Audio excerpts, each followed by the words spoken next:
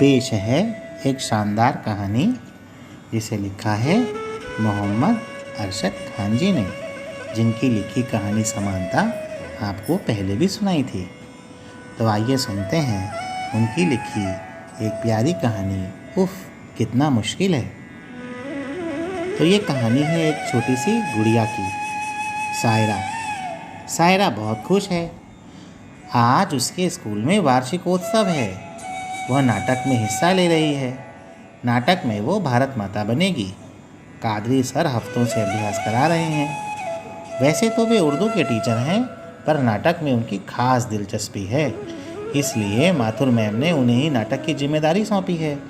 इसी तरह गीत गायन में साजिद सर का जवाब नहीं। वो खुद भी बहुत अच्छा गाते हैं। नाटक के अंत में सायरा को एक गीत भी गाना है, जिसकी तैयारी उन्होंने ही कराई है। उसकी बहुत तारीफ़ करते हैं, कहते हैं कि उसका गला बहुत अच्छा है। हालांकि सायरा नाटक में लक्ष्मीबाई का रोल करना चाहती थी, पर माथुर मैम ने कहा कि उसे भारत माता ही बनना है। अब मैम ने जो कह दिया वो पत्थर की लकीर समझो। उसे उदास देखकर कादरी सर ने कहा था, तुम कितनी प्यारी गुड़िया सी दिखती हो, भोली भाली परी सी। भारत माता भी तो बिल्कुल तुम्हारे जैसी है।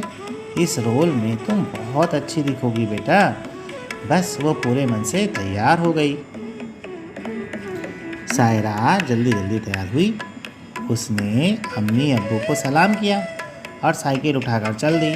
कार्यक्रम 11 बजे से होना था, पर अभी तो सभी को 8 बजे बुलाया गया था। सायरा ने स्कूल में कदम रखा तो सारे टीचर पहले से मौजूद थे। सायरा ने सबको गुड मॉर्निंग किया और उसके बाद वो कमरे की तरफ चली गई जहाँ नाटक की तैयारी हो रही थी। कादरी सर ने उसे देखते ही कहा, अरे सायरा, मैं तुम्हारा ही इंतज़ार कर रहा था बेटा, फटाफट आ जाओ,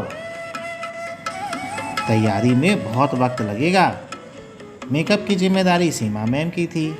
मैम ने उसे तिरंगी साड़ी पहना दी, ऊपर केसरिया, बीच में सफ़ेद, नीचे हरी। फिर उन्होंने उसके चेहरे पर ढेर सारा पाउडर मल दिया। गोरी चिट्टी तो पहले से थी, अब बिल्कुल बर्फ़ की गुड़िया सी लगने लगी। उन्होंने उसके हाथ पर एक बड़ी सी, माथे पर एक बड़ी सी लाल बिंदी भी लगा दी। तभी हड़बड़ाई हुई माथुर मैम आई और बोली, इस वार्षिकोत्सव की सारी जिम्मेदारी उन्हीं के सिर पे थी। काफ़ी देर तक मेकअप करने के बाद सीमा मैम से बोली, बेटा अब तुम्हारा मेकअप पूरा हो गया है, पर ध्यान रहे चेहरे पर पानी न लगने पाए। और हाँ, अब यहीं चुपचाप बैठो, खेल कूद और दौड़ भाग करके मेकअप खराब मत करना। सायरा गर्दन सीधी किए परेशान हो चुकी थी। मैम के आदेश से वो बेचैन उठी। यह तो बड़ी मुसीबत हो गई। वो बोली, मैम पानी तो पी सकती हूँ। हाँ, लेकिन थोड़ा सा, माथुर मैम आकर बोली। स्टेज पर पहुँचने के बाद वहाँ से हिलना नहीं है जब तक नाटक ख़त्म ना हो जाए। जब जल्दी तैयार हो जाओ, 11 बज रहे हैं, हमारे चीफ गेस्ट आते ही होंगे। उफ़, क्या मुसीबत है, सायरा ने सोचा। चीफ गेस्ट सचमुच वक्त के पाबंद थे। ठीक 11 बजे आ गए। उनके आते ही कार्यक्रम भी शुरू हो गया। स्टेज का पर्दा हटते ही सामने सायरा दिखाई दी, एकदम शांत, चेहरे पर मुस्कुराहट बिखेरती किसी परी की तरह। सिर पर सुनहरा मुकुट, गले में चमकते मोतियों की माला, एक हाथ में तिरंगा। तालियों से पूरा वातावरण गूंज उठा। चीफ गेस्ट इतने खुश हुए कि खड़े होकर तालियां बजाने लगे। सायरा खुशी से पुलक उठी, पर जल्दी ही उसे एहसास हो गया कि ये काम उतना आसान नहीं है जितना उसने समझ रखा है। लगातार मुस्कुराते रहने से जल्दी ही उसका चेहरा दर्द करने लगा। उसने एक लंबी सांस लेकर चेहरा सामान्य कर लिया। उसी पल विंग पर बैठी माथुर मैम ने अंगूठे और तर्जनी के होठों पर पास इस्माइल बनाई। मतलब साफ था, मुस्कुराती रहो। ऐसे ही एक बार जब तात्या तोपे अपनी तलवार लहराते हुए निकले तो वो उत्सुकता से उनकी ओर देखने लगी। माथुर मैम ने चेहरे पर सख्ती लाकर उसे इशारा किया कि सामने देखो। ऐसी ही स्थिति में खड़े रहने से उसकी कमर दुखने लगी। कभी वो एक पैर पर जोर से खड़ी रहती तो कभी दूसरे पैर पर। गनीमत ये थी कि साड़ी पहने होने के कारण सामने वाले को पता ही नहीं चल रहा था, वरना माथुर मैम उसे फिर से घूरती। थोड़ी देर और गुजरी की पीठ में खुजली होने लगी। उसने कनखइयों से देखा, मैम उसी की ओर देख रही थी। वो कसमसा कर रह गई। उसने कोशिश की कि वो अपना ध्यान खुजली की ओर से हटा ले, पर अब तो लगता था कि सारे शरीर में खुजली होने लगी। सायरा को पसीने छूटने लगे। तभी लक्ष्मीबाई और अंग्रेज़ों के मुकाबले का दृश्य आया। एक पल तो लगा कि लक्ष्मीबाई की तलवार कहीं उससे न टकरा जाए। यूँ तो तलवार कोई असली नहीं थी, कार्डबोर्ड पर चमकीली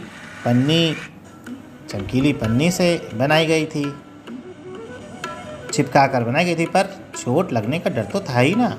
कोई झूठ मूठ तिनका भी आंखों में लाके गिरा दे तो पल में घबराहट तो होती ही है। खैर, जैसे तैसे लक्ष्मीबाई गईं तो एक मक्खी उसे आकर परेशान करने लगी। कभी नाक पर आकर बैठ जाती तो कभी माथे पर रंगने लगती। उसे अजीब गुदगुदी सी होने लगी। किसी तरह से मक्खी भागी तो उसे ज़ोर से प्यास लगने लगी। प्यास रोके रोके उसका सिर दर्द करने लगा। आंखें सिर दर्द से लाल हो गईं। अपना ध्यान बटाने के लिए वह उल्टी गिनतियाँ गिनने लगी। अम्मी ने उसको बताया था कि जब अपना ध्यान कहीं से हटाना हो तो उल्टी गिनतियाँ शुरू कर दो। पर गिनतियाँ भी जल्दी से 100 से शुरू होकर 1 पर आ गईं। अब की बार उसने 1000 से गिनना शुरू किया। खैर, किसी तरह से उसका नाटक खत्म हुआ और पर्दा गिरा। सायरा लपक कर ड्रेसिंग रूम में गई और भागी। बाहर तालियां बज रही थीं। लोगों को नाटक बहुत पसंद आया। संचालक महोदय मंच पर आकर नाटक के पात्रों का परिचय कराने लगे। सबका परिचय कराकर उन्होंने कहा, और सबसे अंत में आपका परिचय उस बच्ची से कराना चाहता हूँ जिसने इस नाटक में भारत माता की भूमिका निभाई। जोरदार तालियों से सायरा का स्वागत कीजिए। भीड़ ने जोरदार तालियां बजाईं, लेकिन सायरा मंच पर नहीं आई। भीड़ में खुसर खुसर होने लगी। सायरा! मंच संचालक ने दोबारा पुकारा। Mathur ma'am, Qadri sir, Sajid sir सब घबरा कर ड्रेसिंग रूम की तरफ लपके। वहाँ का दृश्य देखकर सबको हंसी छूट गई। सायरा थकान के कारण कुर्सी पर लुढ़की खर्राटे भर रही थी। बेचारी बच्ची माथुर मैम के मुँह से निकला। उन्होंने सबको चुप रहने का इशारा किया और उसके माथे पर हौले से एक पप्पी देकर बाहर आ गई। तो ये प्यारी कहानी आपको सुना रहे हैं जयशेखर, और इस वीडियो में चित्रों से सजाया है हमारी लाइब्रेरी के नन्हे मुन्ने बच्चों ने। आप सभी का धन्यवाद।